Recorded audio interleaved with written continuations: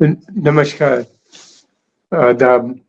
आज की इस प्रोग्राम में हम बात करेंगे पाकिस्तान में पिछले कुछ दिनों से हम देख रहे हैं कि लगातार वहाँ पे अ, अटैक हो रहे हैं। कभी नेवल बेस के ऊपर हो रहा है पाकिस्तान के तुर्बत में या एयर बेस पे उनके। फिर उसके अलावा ये था कि वहाँ के ऊपर गॉर्डर में भी पोर्ट पे भी जो सिक्योरिटी अरेंजमेंट्स था उनके ऊपर भी अटैक हुआ। और ये कोई पहले अटैक नहीं थे, इससे पहले भी किए, कई चाइनीज वहाँ पे मरे भी दिनों में। और उनके एक नई सिचुएशन खड़ी हो गई है। चाइना ये का कहना ये है कि वो भी अपनी सिक्योरिटी को डिप्लॉय करेगा, वहाँ पे अपनी सिक्योरिटी लगाएगा हिफाजत के लिए, इन लोगों के लिए, सुरक्षा के लिए।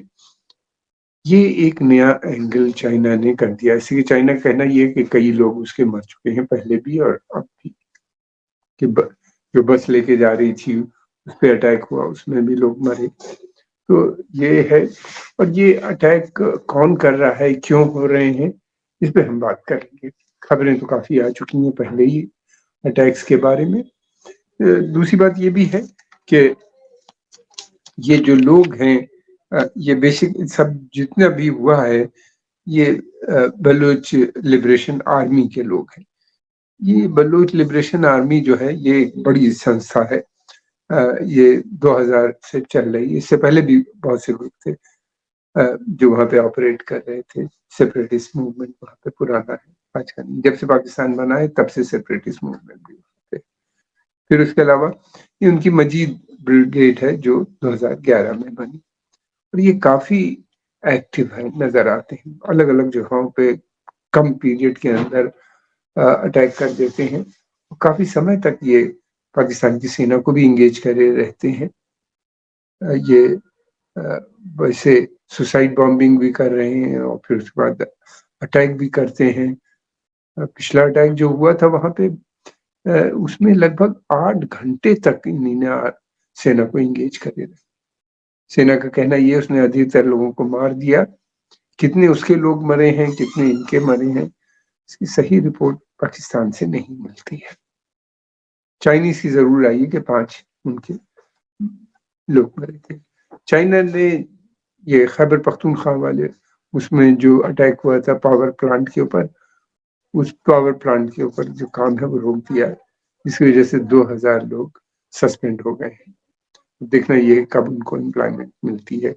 कुछ सोर्सेस से ये भी कहा है कि उनको सस्पेंड किया है, आधी सैलरी उनको मिलेगी। अगर नहीं मिलेगी तो ये बहुत बड़ी संख्या है, 2000 लोग अनएम्प्लॉयड। अब ये देखना है कि इसके अलावा एक और बड़ी प्रॉब्लम पाकिस्तान में खड़ी हो गई। पाकिस्तान के 6 जजेस ने सुप्रीम कोर्ट को लेटर लिखा है कि उनके ऊपर आईएसआई का बहुत प्रेशर रहता है। आईएसआई उनके ऊपर प्रेशर बनाए रहती है, जजेस के जो जजमेंट होते हैं उनको इन्फ्लुएंस करने के लिए। और ये एक नया फ्रंट भी खुल गया है पाकिस्तान की सेना के लिए। ये आईएसआई जो है पाकिस्तान की सेना की खुफिया एजेंसी है, जो कि बेइंतहा पावरफुल है, जो कि काफी पावरफुल है। और पाकिस्तान के अंदर इंटरनल सिक्योरिटी के अलावा ये बाहर भी इंटेलिजेंस गैदरिंग का काम करती है। और इसका काफी इन्वॉल्वमेंट जो है बहुत से प्रांत में, बलूचिस्तान। ये समस्या सबसे ज्यादा इस समय जो हो रही है वो खैबर पख्तूनख्वा और बलूचिस्तान, ये 2 प्रोविंस हैं। ये दोनों प्रोविंस जो थे, इसमें सिंध में भी यही मोरलेस सिचुएशन थी कि कभी पाकिस्तान का हिस्सा नहीं बनना चाहते थे ये लोग। जो पुराना अरेंजमेंट था आजादी से के वक्त से पहले का, उसी पे चाहते थे, यानी भारत के साथ ही मिलकर रहते थे। जब उनको लगा नहीं, अगर भारत साथ रहेंगे तो ये दोनों आजादी की बात करते। खैबर पख्तूनख्वा, जिसको हम लोग पहले नॉर्थ वेस्ट फ्रंटियर प्रोविंस कहते थे, वहां पे बादशाह खान थे और यहाँ पे केलात के नवाब और दूसरे ग्रुप्स थे। और सिंध में भी जो पॉलिटिकल पार्टीज थी वो नहीं चाहती थी पाकिस्तान का हिस्सा बनना। सिंधी भी खिलाफ थे भारत के विभाजन को लेके। ये एक काफी समय से ये समस्या वहां पे चल रही थी। अब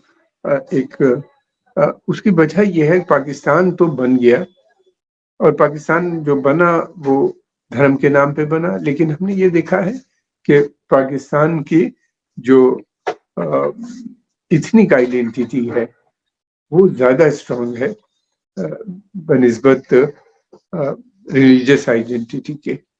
और वही हुआ बांग्लादेश भी।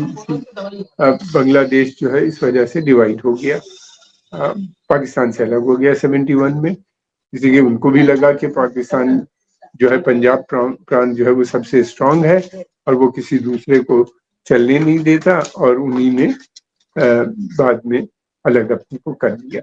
बड़ी लंबी जंग हुई, उसमें बहुत लाखों लोग मरे और औरतों का रेप भी हुआ। पाकिस्तान की सेना ने हजारों औरतों को, दसियों हजार औरतों का रेप हुआ, जबकि सब मुसलमान थे।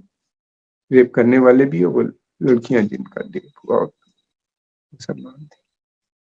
तो पाकिस्तान की सेना जो है ये, इसका जो एटीट्यूड होता है ये बड़ा रूथलेस होता है, कि ह्यूमन एंगल उसमें नजर नहीं आता पाकिस्तान की सेना। इसी तरह से इसने बलूचिस्तान और खैबर पख्तूनख्वा में, खैबर पख्तूनख्वा के खासतौर से फ्रंटियर प्रोविंस में जिस तरीके से लोगों को मारा गया, और जो वहाँ पे ट्राइबल रीजन था जिसके ऊपर ट्राइबल लॉज चलते थे, और जहाँ पे इस समय काफी बड़ा मिलिटेंट मूवमेंट भी चल रहा है।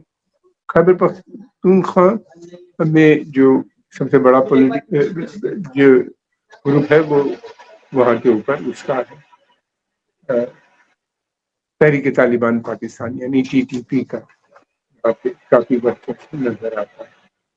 बलूचिस्तान में बलूच नेशनल आर्मी है, इसके अलावा और बहुत से संगठन है, अलग अलग ग्रुप पे ऑपरेट कर रहे हैं। कुछ मिलिटेंट है और कुछ जो है नॉन मिलिटेंट है, पीसफुल स्ट्रगल कर रहे हैं दोनों जगहों के ऊपर, इन दोनों प्रांतों के अंदर। आपको पाकिस्तान की जनरल सिचुएशन इस समय जो है वो लोग काफी खिलाफ हो चुके हैं, चाहते हैं डेमोक्रेसी आए, रूल ऑफ लॉ की बात करते हैं। और इमरान खान के मूवमेंट ने इतना तो जरूर कर दिया कि पाकिस्तान की सेना को पूरी तरीके से एक्सपोज कर दिया, उसके राज खोल दिए कि जितनी भी समस्याएं हैं पाकिस्तान के अंदर वो सेना से ही उसका मेन रूट काज है। और उनका डिमांड भी यही है, उनकी पार्टी की PTI जिसको कहते हैं, कि पाकिस्तान जो है सेना जो है वो बैरक्स में जाए, उसका काम मुल्क की सियासत में नहीं होना चाहिए, राजनीति से वो अलग हटा के। लेकिन सेना वहां सबसे पावरफुल इंस्टीट्यूशन है, हम सब जानते हैं, बहुत बातें हो चुकी हैं, वो सत्ता छोड़ने पे तैयार नहीं। अब ये है कि ये जो रीजन है, दोनों रीजन खैबर पख्तूनख्वा और बलूचिस्तान, ये बहुत अंडर डेवलप्ड है। आज हम ज्यादातर बात कर रहे हैं बलूचिस्तान के ऊपर।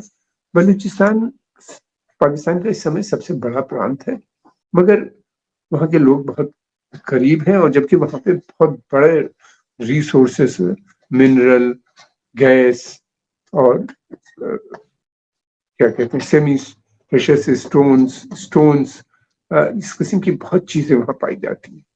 जितना वहाँ पे रिसोर्सेज है उतना ही ज्यादा वहाँ पे गुर्बत है।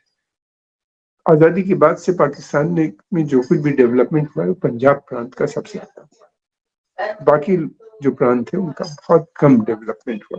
इसी कारणवश बहुत से लोगों का मानना ये है प्रांतों में कि आजादी के बाद पंजाब ने सत्ता कब्जा कर लिया और उसके बाद बाकी प्रांतों को उसने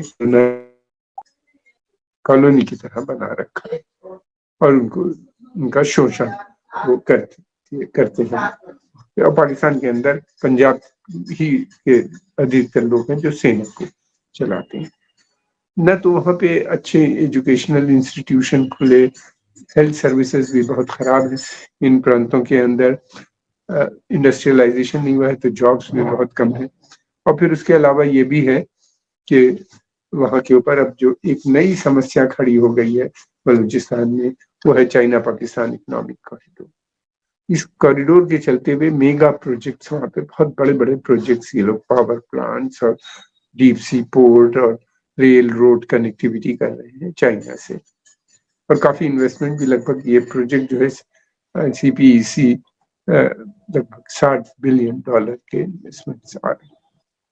इन इन्वेस्टमेंट के आने से लोकल लोगों को, वहाँ के खास तौर से जो बलूचिस्तान या दूसरी जगहों से बहुत कोई ज्यादा फायदा नजर नहीं आता, क्योंकि एजुकेशन की कमी की वजह से और बहुत से और दूसरे फैक्टर्स की वजह से एम्प्लॉयमेंट में ये लोग नहीं इन्वॉल्व हो पाते, तो वर्कर भी बाहर से आता है।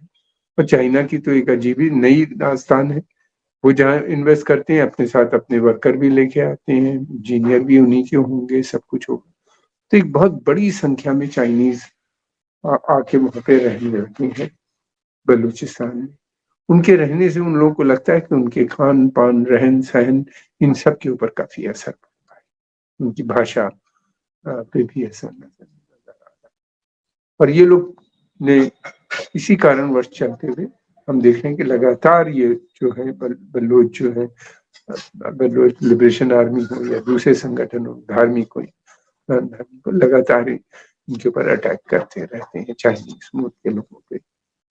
और ये है कि उनका कहना ये है कि इसके चलते हुए बड़ी जो मिडिल लेवल के जो कॉन्ट्रैक्टर्स हैं वो पंजाबी हैं, वर्कर जो है खैबर पख्तूनख्वा से आ गए हैं, अनस्किल्ड वर्कर, और दूसरे इंजीनियर्स और जो स्लाइटली ऊपर वो सब चाइना से आ जाते हैं। तो उनको कोई फायदा भी नजर नहीं आता, बल्कि उनको लगता है कि उनका हर तरह से नुकसान हो रहा है और उनका जो शोषण हो रहा है उस शोषण में अब उनको लगता है चाइना भी शरीक हो गया। अभी तक पाकिस्तान था, अब चाइना भी आ गया। और चाइना की कोशिश ये यही नहीं बल्कि इस क्षेत्र को अफगानिस्तान से भी कनेक्ट करने का, यानी आने वाले समय में वो अफगानिस्तान को भी चाइना पाकिस्तान इकोनॉमिक कॉरिडोर से जोड़ने का, जहाँ पे भी लगभग $2 ट्रिलियन के खनिज पदार्थ पाए जाते हैं, जिसको कि चाइना ऑलरेडी एक्सप्लॉइट कर रहा है। इन हालात में वहां पे लोग रह रहे हैं, उनका रहना मुश्किल हो गया है, आए दिन उनके घरों पे रेड होती रहती है, ह्यूमन राइट कंडीशंस बहुत खराब है, जो कोई बोलता है आईएसआई के लोग उसको पकड़ ले जाते हैं। हजारों लड़के लड़कियां गायब हो गए हैं, लोग डिमांड कर रहे हैं, खासतौर से खैबर पख्तूनख्वा में जो मिसिंग पर्सन है उनको ढूंढ रहे हैं कि कहाँ गए, कैसे मिले, लेकिन कोई उनके अभी एक बड़ा पावरफुल पश्तीन मुहाफिज मूवमेंट खड़ा हो गया है जो इसी को लेकर डिमांड कर रहा है, मिसिंग पर्सन को लेकर। दमन की जो नीति होती है बहुत समय तक नहीं चलती, हमने देखा है बहुत से देशों में। पहले तो फिर भी कुछ समय तक चल जाती थी, मगर समय बदल गया है, इंटरनेट का जमाना है, नए तरीके आ गए हैं पहुंचने के, और ग्लोबल रीच है उसकी, तो लोगों को नहीं चाहते कि काफी दमन के खिलाफ वो लोग लगातार खुल के बात भी कर रहे हैं। और ठीक है, बड़े डिमॉन्स्ट्रेशन ये नहीं निकालने देते या धरना प्रदर्शन नहीं करने देते, मगर अंदर अंदर बहुत गुस्सा है, वो गुस्सा इन अटैक्स में नजर आता है। अब देखना ये है कि किस तरफ पाकिस्तान जाता है। एक गौरतलब बात यह है कि पाकिस्तान की सेना का कंट्रोल जो है बहुत से एरियाज में छुटता चला गया। खैबर पख्तूनख्वा में एक बड़ा एरिया जो है उसके ऊपर तालिबान की लीड चलती है, सेना की वहां पे रूल तालिबान ही का वहां पे दबदबा नजर आता है। वो लोग टैक्स भी लेते हैं और बाकायदा एडमिनिस्ट्रेशन भी उन्हीं का चल रहा है, और उनकी जो डिमांड है वो इस्लामिक स्टेट वहां पे बनाने की है, जैसे कि अफगानिस्तान में। और उनको अफगानिस्तान से भी बहुत मदद मिल रही है, क्योंकि उनके पास वेपन रशियन से अमेरिकन से इतने अच्छे वेपन सिस्टम क्वालिटी वाले छोड़ के चले गए जो कि काफी सोफिस्टिकेटेड है। पुलिस से अच्छे वेपन मिल गए अफगानिस्तान से।